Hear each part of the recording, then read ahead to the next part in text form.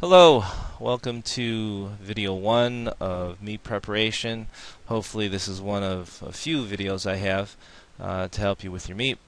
And as you can see on the screen, I have a picture of Meap released items, which means that these are questions from actual Meaps in the past that the state of Michigan has allowed people to use to help students prepare for the meat.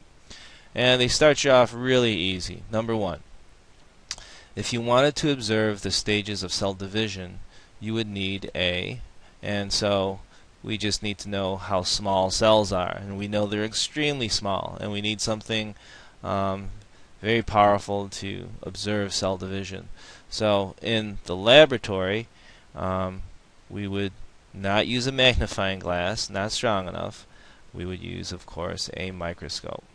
Okay, so hopefully that question was a gimme. It wasn't very difficult, and there are a few questions like this on the Meap, but like everything else, there are easy and very tough questions, and questions that are in the middle. So let's move on to number 2. Under what conditions will a substance be likely to enter a cell through diffusion? And the problem word here is diffusion. And we need to know our definitions of terms, and that's why we practice that in 8th grade to prepare for meat. So diffusion is kind of like when in our hallways somebody sprays themselves with a bottle of Axe, and it starts out near that one boy's locker, and then it kind of spreads out. So it starts off right where the person sprayed it, and then I don't know why it keeps doing that, and then it spreads out throughout the whole hallway.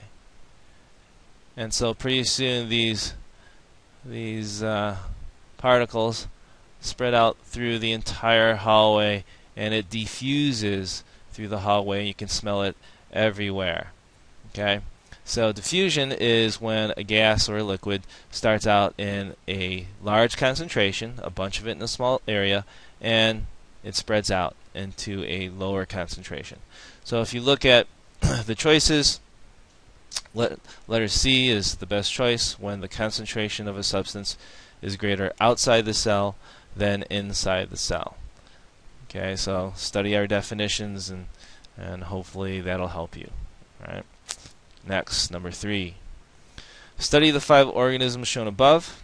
Which of the organisms have cells similar to the cells shown below? And they show you a cell here.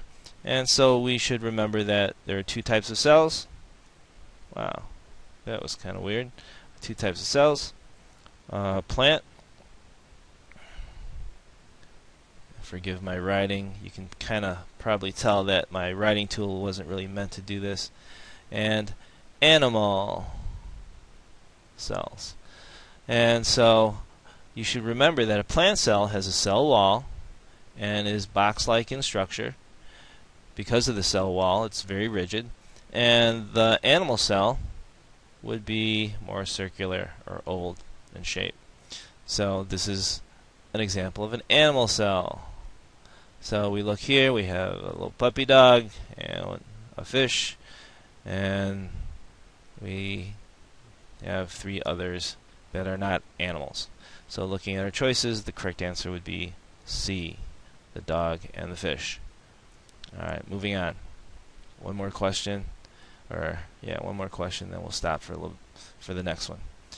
The diagram shows part of an aquatic food web for a stable lake ecosystem in Michigan. Study the food web, then answer questions 4 through 5. And here's our food web. Starts with the primary source, our primary producer, and then it leads on and it spreads out in regular food web fashion. Algae, rotifers, water fleas, tadpoles. So the tadpoles eat the algae, the water fleas eat the algae, the rotifers eat the algae. If you don't know what rotifers are, it really isn't important to the question, but rotifers are little microscopic creatures, and they feed off of algae. And so algae, if you don't know what it is a type of plant. Okay, and it does photosynthesis.